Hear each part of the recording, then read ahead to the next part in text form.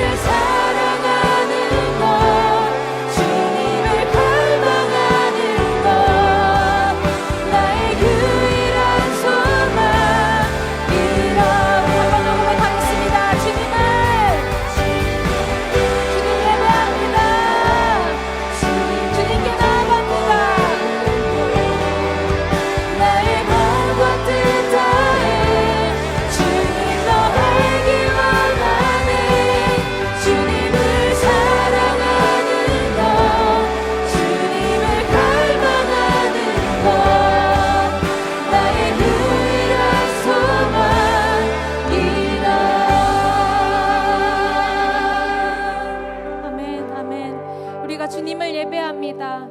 예배받기 합당하신 주님, 찬양받기 합당하신 그 주님 앞에 우리의 것들을 올려드립니다. 주님, 나의 마음, 나의 삶, 나의 뜻, 나의 계획, 나의 생각, 그 모든 것을 주님께 맡기오니 이 시간 우리 가운데 일하여 주시옵소서. 이 자리에 함께 하셔서 우리 가운데 일하시고 주님께서 원하시는 대로 움직여 가시옵소서. 아멘. 주님께 맡겨드립니다.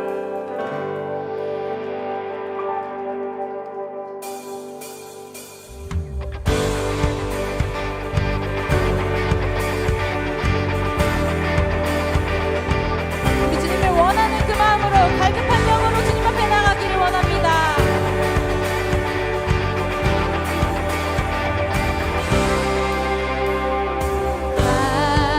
갈급한 내 마음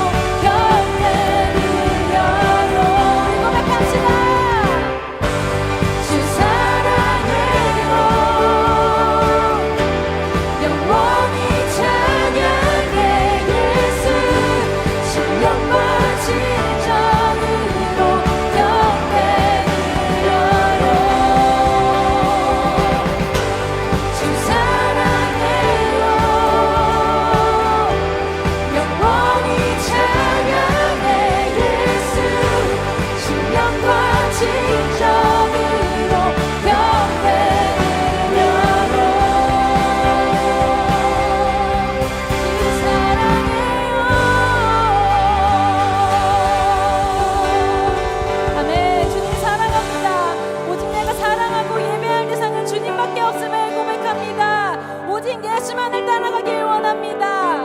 할렐루야.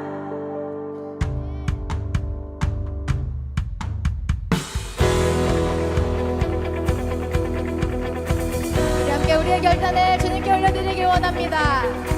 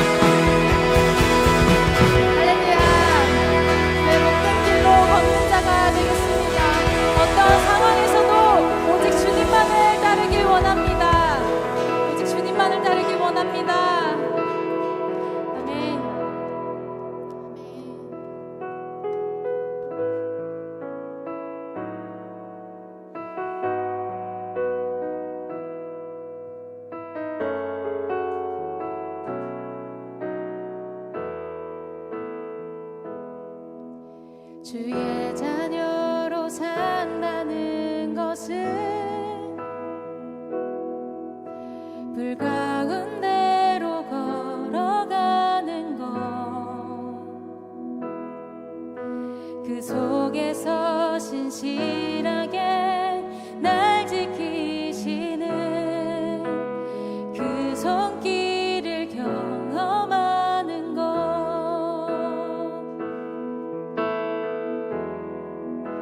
때론 불 가운데 휩싸일 때도, 폭풍 가운데 무너질 때도 주님 내 곁에 함께 하시네.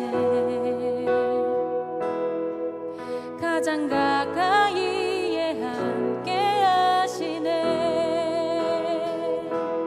우리 함께 고백합시다. 주의 자녀로 산다는 것은, 주의 자녀로 산다는 것은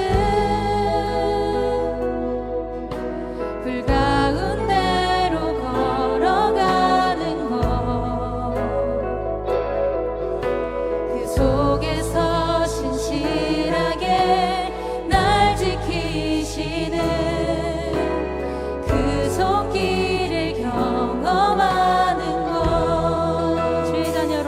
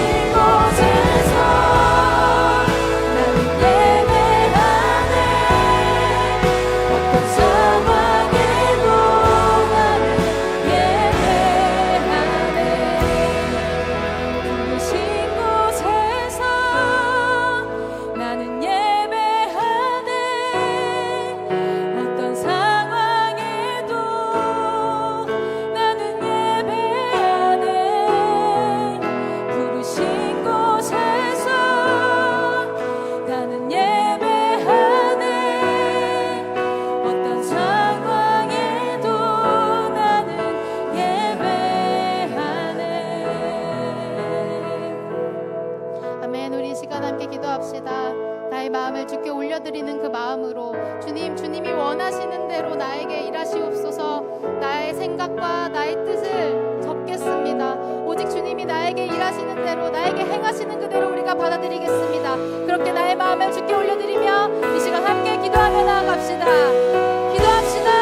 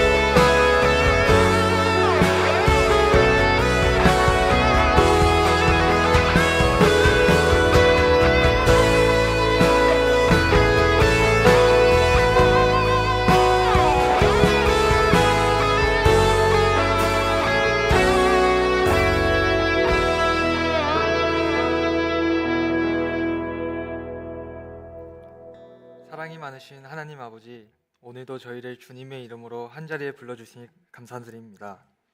바쁜 일상과 각자의 자리에서 지치고 흔들릴 때도 많았지만 그럼에도 지금까지 저희를 붙드시고 하루하루 살아갈 힘을 주신 주님께 감사드립니다. 저희가 알지 못하는 순간에도 지켜주시며 인도해 주셨던 은혜를 기억하게 하시고 당연하게 여기며 지나쳤던 모든 순간들 속에서도 주님의 손길이 있었음에 감사드립니다. 한 주간을 살아오며 말과 행동 그리고 마음으로 주님보다 세상을 더 의지했던 순간들이 있었음을 고백합니다. 말씀과 기도보다 걱정을 앞세우며 주님을 신뢰하지 못하고 죄를 짓고도 주님 앞에 나아오는 것이 아닌 무감각하게 살아왔던 저희의 모습을 회개합니다. 주님께서 주신 시간과 은혜를 당연하게 여기지 않고 감사보다 불평이 앞섰던 마음을 돌아보게 해주세요. 이 예배를 통해 저희가 다시 하나님의 뜻을 분별하게 하시고 말씀 앞에 순종하며 살아가는 주님의 자녀가 되게 해주세요. 저희의 연약함을 숨기지 않고 주님 앞에 내려놓으며 저희 안의 죄책감과 정죄함을 하나님과의 관계 속에서 해결하며 새해를 맞이할 수 있는 시간 될 수 있게 해주세요. 각자의 상황 속에서 고통받고 지친 이들에게 다시 주님 앞에 나올 수 있는 힘을 부어주시고 불안과 긴장 속에서 두려워하는 이들에게는 주님의 인도하심을 분명히 경험할 수 있게 해주세요. 오늘 드리는 예배에서 말씀을 전하시는 김성호 목사님께 성령의 은혜 더해주시고 우리에게 주시는 하나님의 음성을 듣게 해주세요. 각자의 자리에서 예배를 위해 섬기는 이들이 있습니다. 서포터즈, 세이밀, 새가족부, 각 청의 리더들과 방송실 그리고 보이지 않는 자리에서 섬기는 모든 이들의 손길들을 기억하여 주시고 모든 사역과 봉사의 자리에 있는 이들에게 성령의 능력을 덧입혀 주셔서 맡겨진 사명을 기쁨으로 감당하게 해주세요. 예배의 처음부터 끝까지 주님 홀로 영광 받아주시기를 원하며 이 모든 말씀을 우리를 구원하신 예수 그리스도의 이름으로 간절히 기도드립니다. 아멘.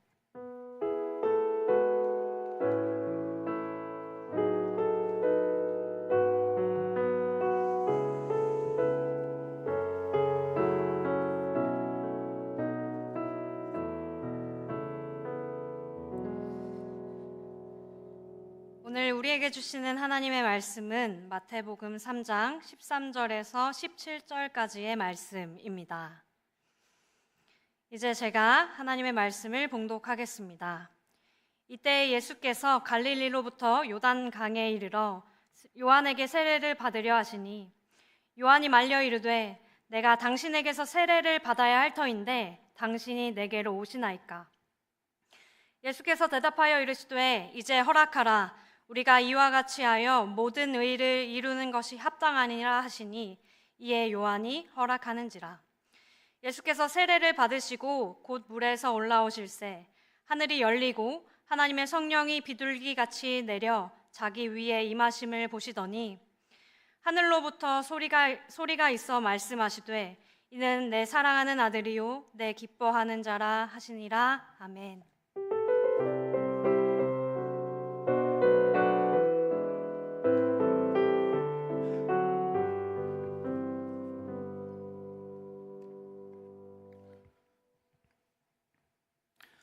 한 주간 각자의 삶의 자리에서 분투한 자매 형제 여러분 모두에게 우리 주님의 평화가 있기를 바랍니다. 새해 첫 주일을 보내고 오늘은 두 번째 주일을 맞이했습니다. 교회력으로 보자면 오늘은 주님의 수세주일이라고 부릅니다. 여러분 주보 1면에 보시면은 아주 작은 글씨로 오늘 날짜 옆에 주님의 수세주일이라고 되어 있는 것을 알 수가 있으실 겁니다. 이날은 예수께서 세례를 받으신 사건을 기념하는 날입니다. 전통적으로 교회는요, 이날로부터 예수님의 공적인 생애가 시작되었다라고 여겨 왔습니다. 예수님의 말과 삶이 여러 사람들에게 공적으로 드러나게 되었다라는 그런 의미입니다. 예수께서는요, 신비주의를 택하지 않으셨습니다. 기꺼이 자신의 삶을 사람들에게 개방하셨으며 자신이 가지고 있는 것들을 기꺼이 사람들과 나누기를 즐겨 하셨습니다. 그래서 예수를 믿고 따르는 이들의 아주 중요한 특징 중 하나는 예수처럼 공동체를 이루며 공적인 삶을 지향한다라는 것입니다. 이처럼 예수께서 공적 생애를 시작하실 때의 나이가 대략 30세 전후로 추정을 합니다. 만일 예수께서 우리 정의교회에 오셔서 등록을 하신다면 이청년부 소속이 되시겠죠. 물론 예수께서 그 나이를 먹도록 부지런히 어디선가 삶을 살아내셨을 겁니다. 그렇지만 그 삶의 모습을 우리는 명확히 알 길이 없습니다. 별다른 기록이 남아있지 않기 때문입니다. 그러다 보니 예수의 유아기, 유년기, 또 10대, 20대의 삶은 베일에 쌓여져 있습니다. 그래도 인류를 구원할 메시아라면 뭔가 화려한 그러한 성장기를 뽐낼 법도 한데 말이죠. 사실 다른 종교 전통들은 창시자의 유년기를 비범하게 서술하는 경향이 있습니다. 이 사람은 어릴 때부터 떡잎부터 달랐다라는 그런 메시지를 남겨주기 위해서죠. 그러나 예수님은 조금 달라 보입니다. 물론 이 누가복음에 소년 예수에 관한 이야기가 조금 실려 있긴 하지만 신의 아들이라 할 만큼 크게 유별나 보이지는 않습니다. 그래서 추정컨대 어쩌면 어린 예수의 삶은 생각보다 너무도 평범했을지도 모르겠어요. 그도 우리와 다를 바 없는 일상을 보내셨다라는 것입니다. 그도 가족과 친구들, 이웃들과 함께하는 시간을 가지셨고 배우고 일하고 먹고 자고 쉬는 시간, 또 함께 웃기도 하고 또 슬퍼하기도 하는 그런 시간, 우리와 다름이 없는 보통 사람의 일상을 그도 보내셨다라는 것입니다. 물론 복음서의 저자들이 이 예수의 신성을 보다 드러내기 위해서 비범한 일화나 특별한 사건들을 좀 더 많이 수록할 수도 있었겠지만 그러하지 않음으로써 예수도 우리와 같은 보통 사람이라는 것을 보여주었습니다. 제 아무리 하나님의 아들이라 하더라도 먹고 자고 일하고 웃고 우는 지극히 평범한 하루의 시간을 건너뛸 수는 없었다라는 것이에요. 온 인류를 구원하기 위한 위대한 사역을 하기 위해 예수는 처음부터 비범한 능력을 뽐내지 않았습니다. 그저 자신에게 주어진 그 하루의 시간을 살아내었을 뿐이에요. 이처럼 예수께서 평범한 삶을 살아내고 있을 무렵에 다른 한편에선 언젠가 자기 백성을 해방시키고 온 인류를 죄에서 구원할 하나님의 아들을 기다리던 이가 있었습니다. 바로 광야에 기거하며 주님의 오실 길을 준비하였던 세례자 요한이었습니다. 그는 주님께서 이루실 새로운 세상, 곧 하나님 나라가 가까이 왔음을 목이 터져라 외치고 또 외쳤습니다. 마침내 우리 주님께서 오신다면 저 악인들은 심판을 받을 것이며 의인들은 구원을 받을 것이다. 그러니 너희 모두 회개하고 세례를 받으라. 세례자 요한은 그렇게 외치고 또 외쳤습니다.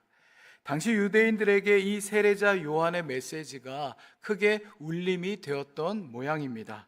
심판을 피하고 구원을 얻기 위해서 사방에서 정말 수많은 무리들이 세례자 요한이 세례를 베풀고 있는 요단 강가로 모여들었습니다. 그리고 그 무리들 가운데는 어느덧 청년이 된 예수도 포함되어 있었습니다. 오늘 본문 13절을 읽어보면 그때의 예수께서 요한에게 세례를 받으시려고 갈릴리를 떠나 요단강으로 요한을 찾아가셨다. 사실 이 대목이요, 초기 교회 그리스도인들에게 있어서는요, 적잖은 논쟁거리가 되었습니다. 아니, 사실 오늘 우리에게도 마찬가지예요. 그것은 지금 이 요한이 베풀고 있는 세례의 성격 때문입니다. 여러분, 이 요한의 세례에는 어떤 의미가 담겨져 있을까요? 오늘 본문 직전을 살펴보면 세례자 요한은요, 자신의 죄를 자백하는 사람들에게 세례를 베풀고 있음을 알 수 있습니다. 달리 말해서 죄로 인해 심판을 당할 운명에 처한 죄인들을 위한 죄 용서의 세례, 회개의 세례였다라는 것이에요. 그렇다면 지금 예수님께서 이 요한에게 세례를 받겠다라고 하신 것은 무엇을 의미할까? 예수님 자신도 죄 용서가 필요한 죄인이다라는 것을 스스로 인정한다는 것입니다. 그러니 예수께서도 지금 회개를 하시겠다라는 것이에요. 여러분, 이건 말도 안 될 일이죠. 어찌 온 인류를 죄에서 구원할 메시아가 죄인일 수 있겠습니까? 죄인이 또 다른 죄인을 그 죄의 문제에서 해결할 수는 없는 노릇입니다.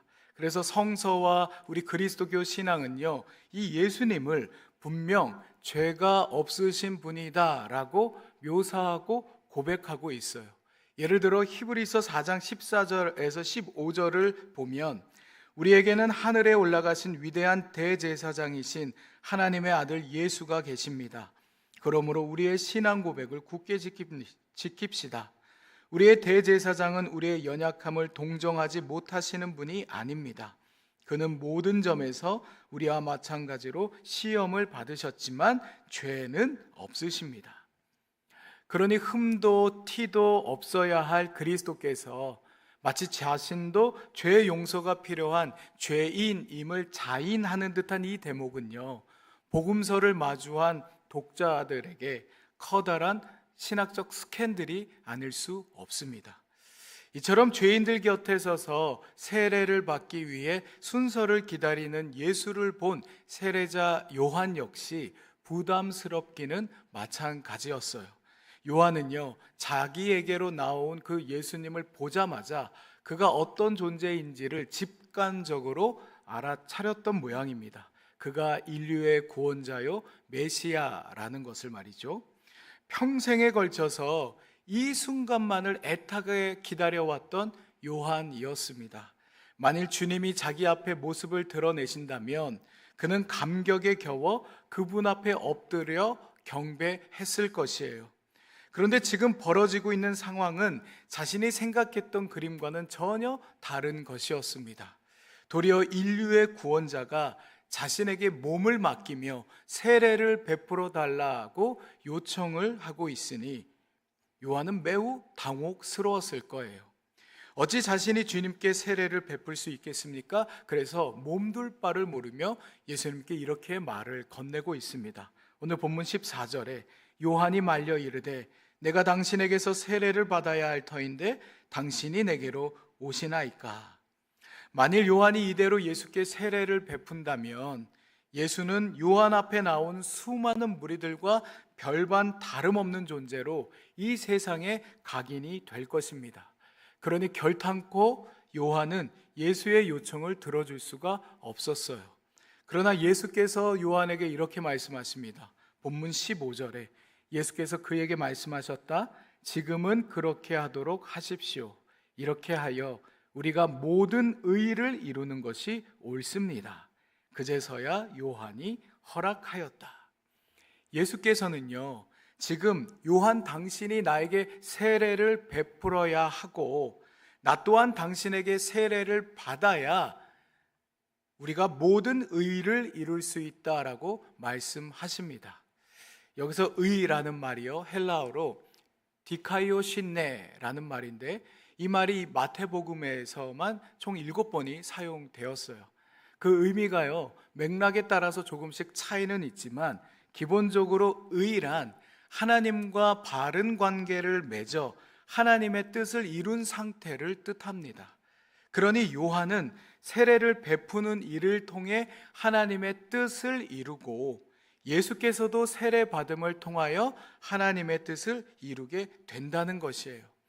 다소 당혹스럽지만 그래도 이 일이 하나님의 뜻을 이루는 것이라고 하니 요한은 예수님께 세례 베푸는 것을 더 이상 주저할 수가 없었습니다. 그러나 왜 이 일이 하나님의 뜻을 이루는 것인지 우리에겐 여전한 의문이 남습니다. 거듭 말씀을 드리지만요, 세례는 누가 받는 겁니까? 세례는 누가 받아요? 자신이 죄 용서가 필요한 죄인이라는 것을 겸손히 인정하고 새로운 삶을 희망하는 사람이 세례를 받습니다. 그러나 하나님의 아들은요, 죄가 없는 분이어야 합니다. 그분을 죄인 취급을 해서는 안 돼요. 그럼에도 왜 예수께서는 세례를 받으려 하신 걸까? 이에 대하여 초기 그리스도교의 교부였던 요한 크리소스토무스가 이렇게 말을 남겼어요. 예수님께서는 거리낌 없이 사람들과 당신을 같이 여기셨습니다. 당신께서 사람들 가운데 하나라고 여기지 않으셨다면 사람들과 함께 요한의 세례를 받으러 가지 않으셨을 터이기 때문입니다. 다른 이유가 없습니다. 예수께서 온 인류를 구원하기 위하여 남들과 같은 평범한 하루의 삶을 건너뛰지 않으셨듯이 예수님은 용서가 필요한 이들, 새로운 희망을 갈구하는 이들과 같이 당신을 여기심으로 세례를 받으셨던 것이에요. 다른 사람들과 자신을 같이 여긴다라는 것은요, 같은 처지와 같은 입장, 같은 편이 되기로 했다는 의미일 것입니다. 그러니 예수께서는 회개의 세례를 받을 이유가 결코 없으셨지만 세례가 필요한 사람들, 곧 죄로 인해 깨어진 세상을 살아가는 보통의 사람들, 때때로 비참과 소외에 빠져 자기 삶을 비관하는 사람들, 그리고 그때 그 요단강가에 모여 자신의 연약함을 눈물로 고백하며 통곡하였던 무리들, 그리고 지금 여기에 나와 있는 저와 여러분의 편이 되기 위해 기꺼이 세례를 받으셨다라는 것입니다. 저는 오늘 예수님의 이 세례 사건을 묵상하면서 지금은 돌아가신 신영복 선생께서 자주 쓰셨던 함께 맞는 비라는 서화가 생각이 났습니다. 여러분, 여기에 쓰여진 붓글씨 아래에는요, 보이실지 모르겠지만 다음과 같은 글귀가 쓰여져 있습니다. 돕는다는 것은 우산을 들어주는 것이 아니라 함께 비를 맞는 것이다. 선생은 또한 다른 책에서 이런 말을 남깁니다. 관계에 있어서 최고의 형태는 바로 입장의 동일함, 곧 상대방의 편이 되어주는 것, 같은 처지가 되어주는 것이다. 저는 오늘 예수의 세례에 이 같은 의미가 담겨져 있다고 생각합니다. 하나님의 아들이 우리의 편이 되어주기 위해 우리의 곁으로 오셨고 우리와 같은 처지가 되어 주셨다라는 것이에요. 물론 꼭 이런 방식밖에는 없을까 싶기도 합니다. 아니, 죄인을 구원하기 위해 꼭 죄인의 곁에 서서 죄인 취급을 받아야만 하는 것일까? 저는 이 지점에서 또한 생명사상가인 무의당 장일순 선생의 다음의 이야기를 여러분께 소개하고 싶습니다. 여러분 한번 잘 들어보십시오. 친구가 똥물에 빠져 있을 때 우리는 바깥에 선 채 욕을 하거나 비난의 말을 하기 쉽습니다. 대개가 다 그렇게 하면서 살고 있어요. 그러나 그럴 때 우리는 같이 똥물에 들어가야 합니다. 들어가서 여기는 냄새가 나니 나가서 이야기하는 게 어떻겠냐고 하면 친구도 알아듣습니다. 바깥에 서서 입으로만 나오라고 하면 안 나옵니다. 이 거룩한 세례를 지저분한 똥물에 비유하는 것이 적절할까 싶지만 사실 죄에 빠진 인간의 현실은요, 더욱 비참하고 불결할지도 모릅니다. 허나 죄 없으신 분이 죄인들의 곁에 서서 세례를 받기 위해 강물에 들어가는 것은요, 이 똥물에 들어가는 것보다 더 비참한 일일런지도 모르겠어요. 그런데 예수께서는 죄에 빠진 인간을 더럽다고 외면하거나 멀찌감치 서서 나오라고 소리치며 있지만 않으시고 도리어 그 죄의 현실 속으로 들어가셨습니다. 그리고 죄로 인해 깨어진 세상에서 비참과 소에 빠진 인간, 망가지고 깨지고 찢겨진 우리의 형편과 같이 되시어 우리를 건지시고자 그가 세례를 받으셨습니다. 함께 비를 맞아 주신 것이에요. 그리고 예수께서 죄인들의 곁에서 세례를 받으시자 정말 이 일이 하나님의 뜻을 이루는 것이다 라는 표징이 나타나게 됩니다. 오늘 본문 16에서 17절입니다. 예수께서 세례를 받으시고 곧 물에서 올라오셨다. 그때 하늘이 열렸다. 그는 하나님의 영이 비둘기같이 내려와 자기 위에 오는 것을 보셨다. 그리고 하늘에서 소리가 나기를 이는 내가 사랑하는 아들이다. 내가 그를 좋아한다 하였다. 지금 예수님께서 듣고 있는 하늘의 음성은 무엇을 말해줍니까? 예수께서 진정 하나님의 사랑하는 아들이시자 하나님이 참으로 그를 기뻐하신다라는 것을 우리에게 말해주고 있어요. 여러분, 이것은 우리가 모르는 일이 아니죠. 예수는 하나님의 뜻을 온전히 이룬 하나님의 사랑받는 아들이자 하나님의 기쁨 그 자체였습니다.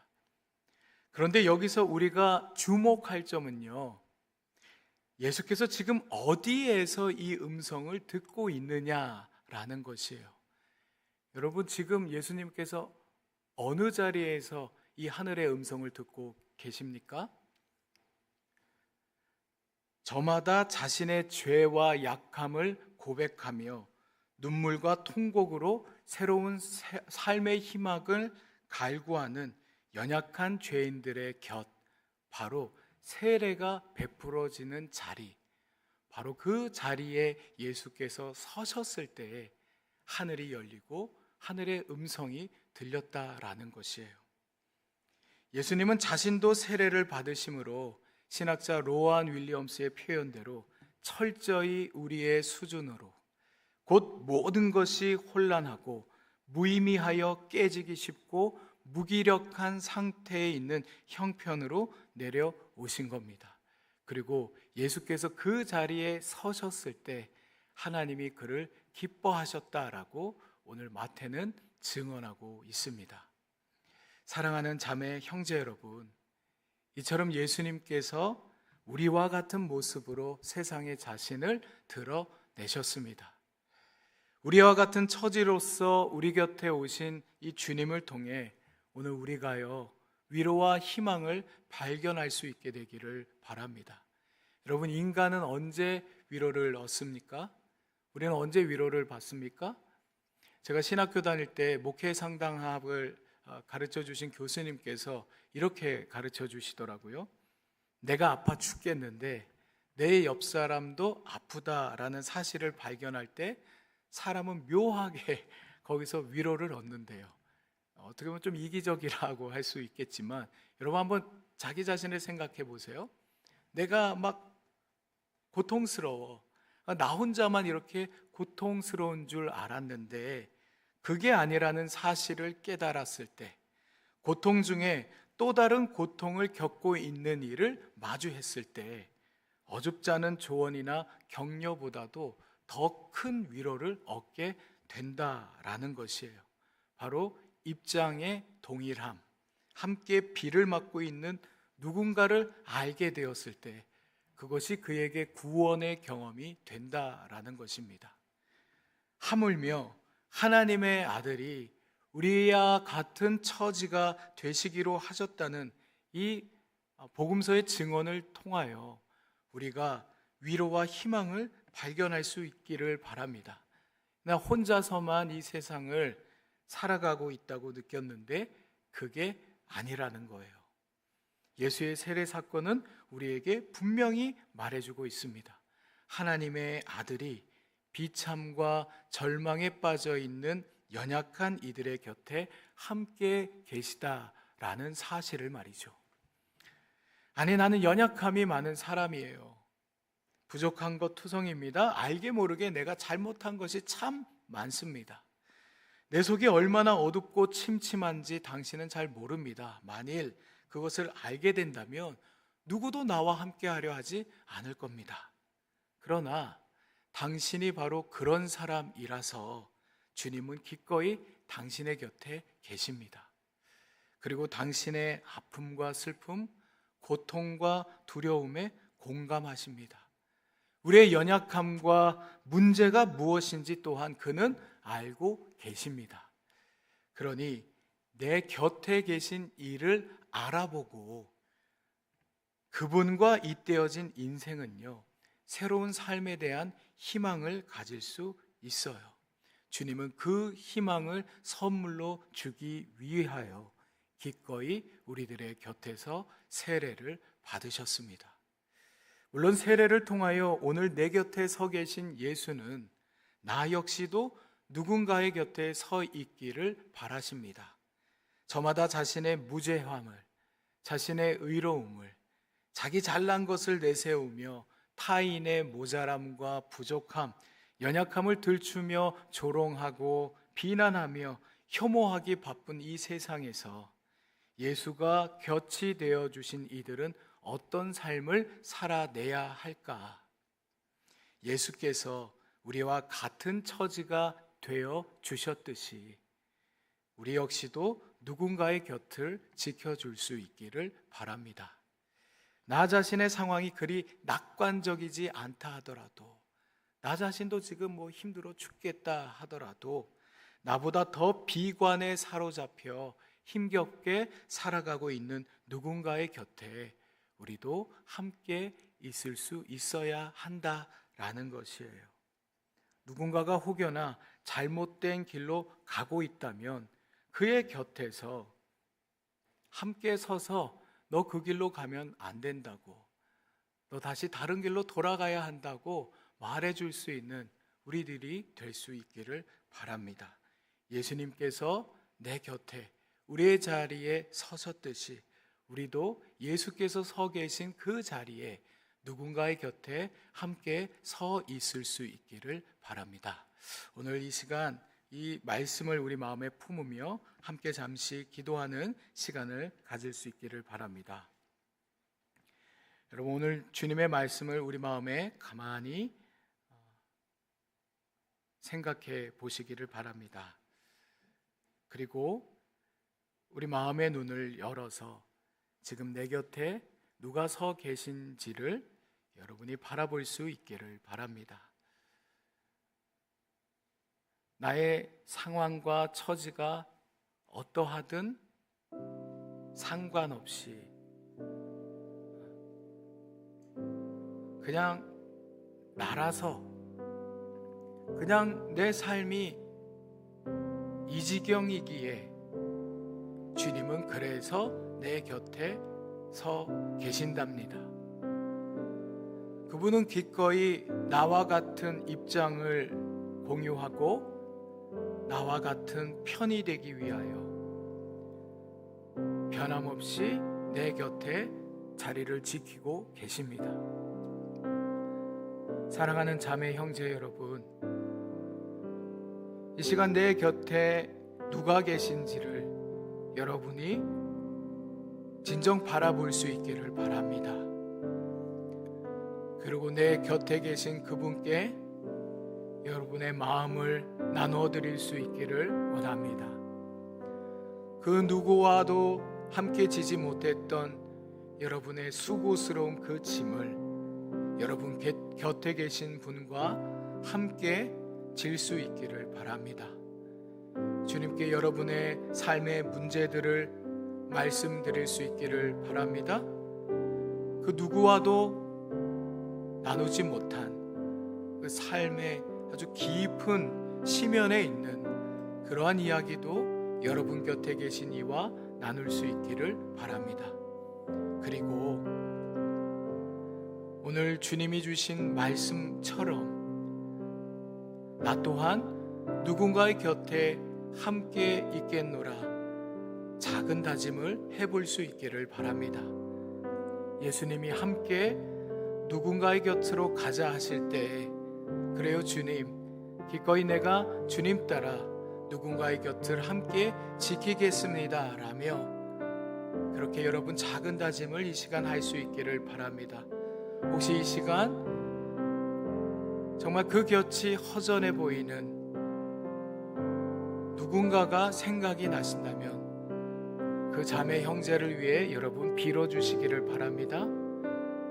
그의 삶의 어려움들을 주님께서 함께 짊어달라고 여러 가지 문제들을 주님 해결해 달라고 그가 그것들을 능히 감당할 힘을 달라고 풀어갈 지혜를 달라고 여러분 그를 위해 이 시간 빌어주시기를 바랍니다. 이 시간 우리 말씀을 기억하며 이와 같은 기도 제목들 가지고 함께 기도하며 나아가겠습니다. 주님, 이 시간 우리 마음을 주님 앞에 드리며 나아갑니다. 하나님 아들이 우리 곁에 기꺼이 서 계시며 내 곁에 계신 그 주님 우리를 바라보고 주님, 이 시간 내 마음에 주님의 상황을 주님 주시옵소서.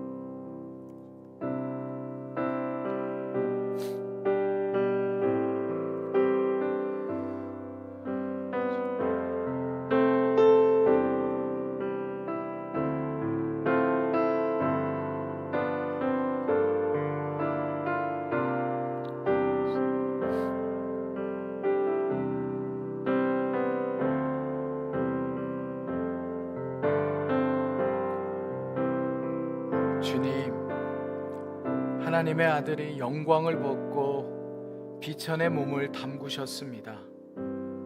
그는 죄인을 구원하기 위해 기꺼이 죄인의 자리에서 죄인의 편이 되시기로 선택하셨습니다.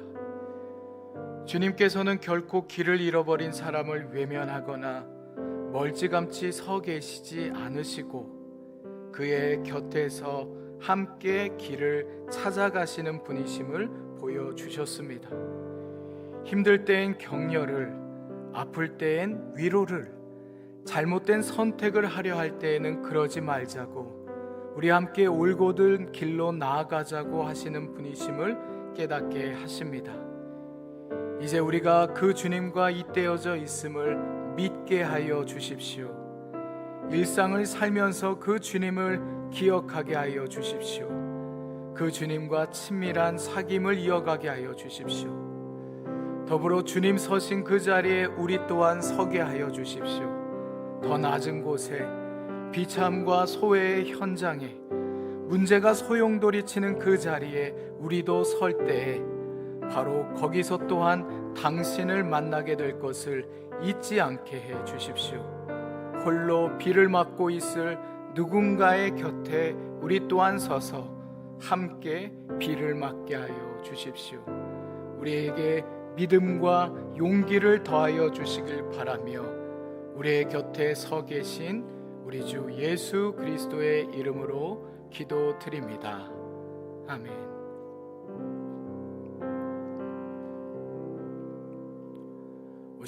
이 시간 우리 다 자리에서 일어나셔서 파송의 찬양 함께 부르시겠습니다.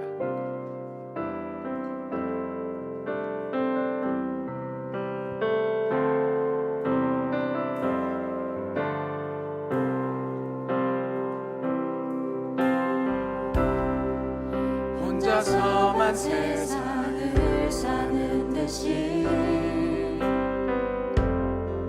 주가 멀어 보이기만 할 때 우리는 바라보아야 하네.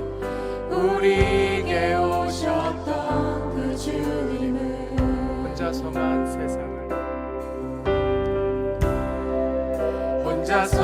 세상을 사는 듯이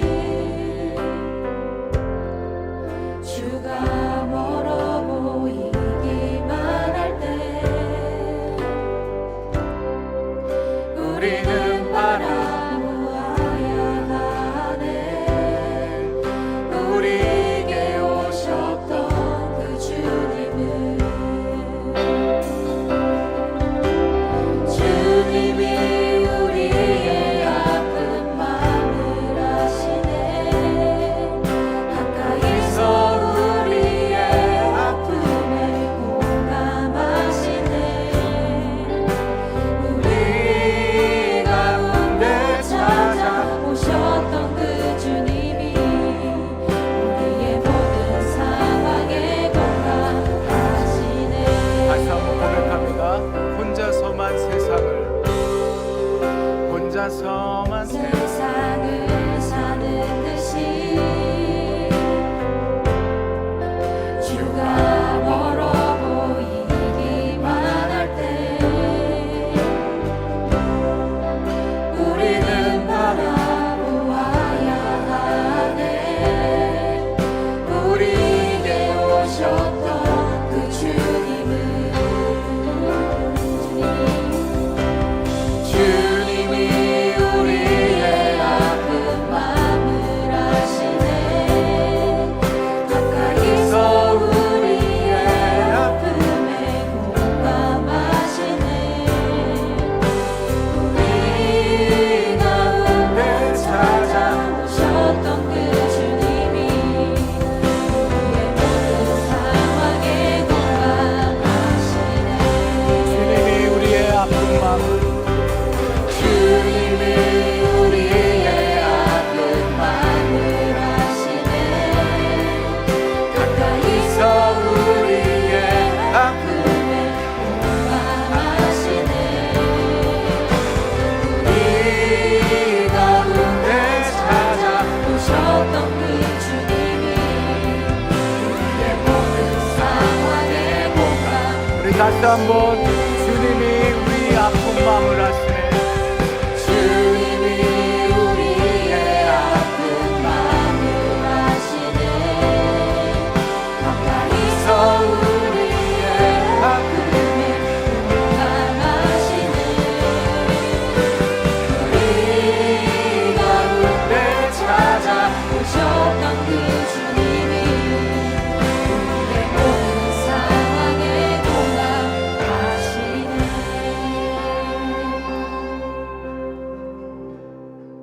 예수 그리스도의 은총과 하나님의 다함 없으신 그 사랑하심과 성령의 사귐이 말씀을 품고 저마다 일상과 세상으로 나아가는 여러분과 함께 하시길 축원하옵나이다.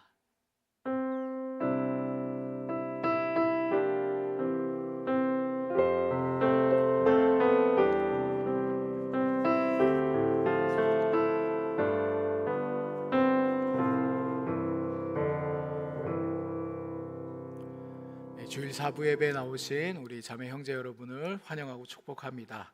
우리 예배 후에 뒤편에서 새가족 팻말을 들고 있는 스텝이 계십니다. 혹시 오늘 우리 공동체에 처음 방문하셨거나 등록을 원하시는 분이 계시다면 그 스텝의 안내를 받으시기를 바랍니다. 오늘 1청부터 3청년부까지 리더십 리트릿 관계로 모임이 없습니다. 단 새가족부는 예배 직후에 새가족실에서 모임이 있겠습니다.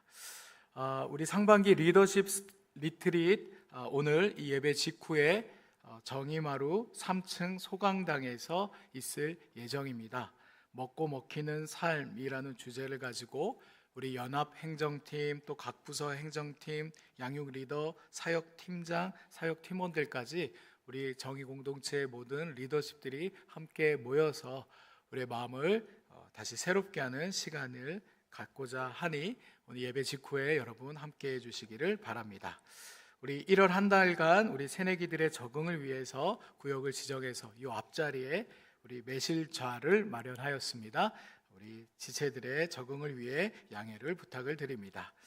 우리 S국 아웃리치에 참여하는 12명의 지체들과 일정을 위해 함께 기도해 주시기를 바랍니다.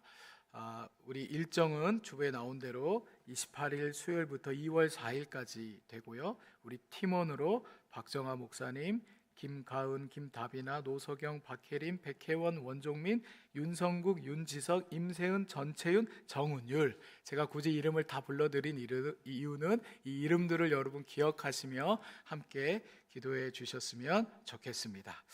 우리 또 새롭게 토요 리더 모임을 오픈하고자 합니다. 일단 이번 달에 17일 날 첫 모임을 가질 예정이고요. 오전 10시와 또 오후 2시에 오전반 또 오후반 나눠서 모임을 갖고자 합니다. 이 리더 모임은요, 우리 1청부터 3청까지 연합 리더 모임으로 또 저와 만나는 시간입니다. 그래서 각 부서의 소그룹 리더분들은 꼭 이 일정을 기억해 두셨다가 함께 해주시기를 바라고요. 주중에 또 따로 공지를 드리도록 하겠습니다. 다음 주일 4부 설교는 담임 목사님께서 설교를 해 주시겠습니다.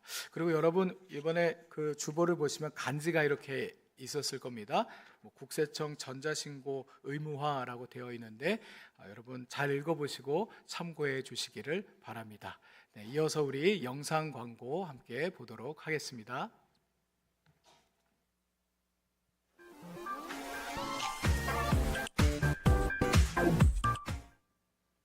오늘부터 5일간에 걸쳐서 하나님과의 깊은 만남을 통해서 우리의 영혼이 새로워지고 진정 새해를 맞이할 수 있는 은혜를 기대합니다.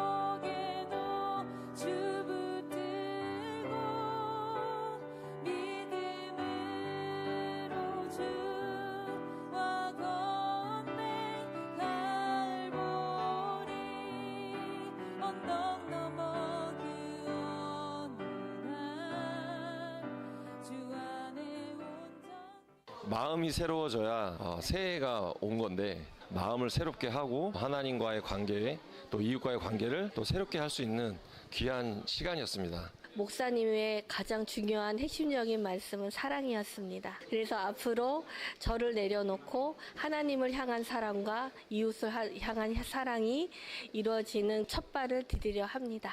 레위기의 5가지 제사가 하나님께서 우리를 얽매기 위해서 만드신 어떤 형식이 아니라 하나님의 사랑의 표현이라는 것을 다시 깨닫게 되는 시간이었습니다. 화목제가 특별히 기억에 남는데 청년부에서 화목한 식사를 나누면서 그 시간도 예배로 계속 가져갈 수 있었던 것 같아서 더 의미 있고 뜻깊은 시간이었습니다. 높은 뜻 정의교회 2026년 화이팅!